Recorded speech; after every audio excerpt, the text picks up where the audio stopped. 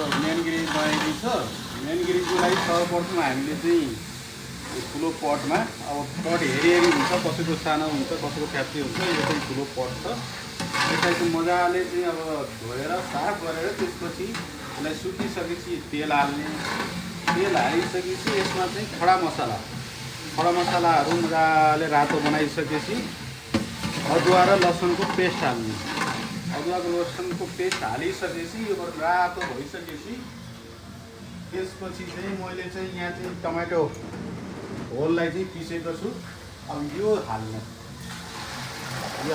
है।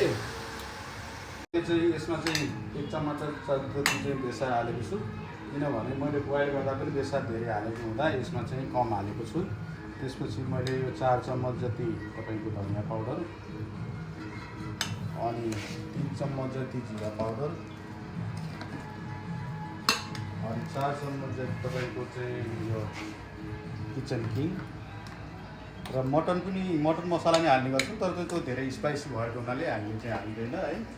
अब हामीले बोइल गर्दाखेरि चाहिँ त्यसमा चाहिँ तपाईँको चाहिँ पपरिका पाउडर पनि हालिसक्यो कलरको लागि।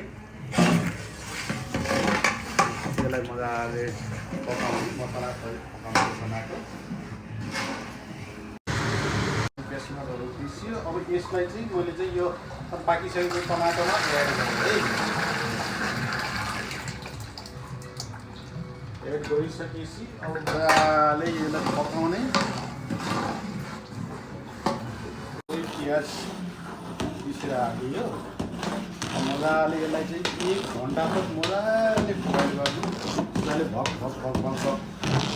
पाकिसकेपछि त्यसमा चाहिँ 1 चम्चा चाहिँ तपाईँको गरम मसला बनाएको त्यसमा चाहिँ जावित्री, इलायची, त्यसपछि काली मिर्च, जायफल सबै मिक्स गरेर हामीले चाहिँ त्यसलाई चाहिँ मजाले पाउडर बनाएर, दालचिनीहरू सबै हालेर त्यसलाई पाउडर बनाएर त्यो हाल्ने। अब हाम्रो ग्रेभी रेडी भयो।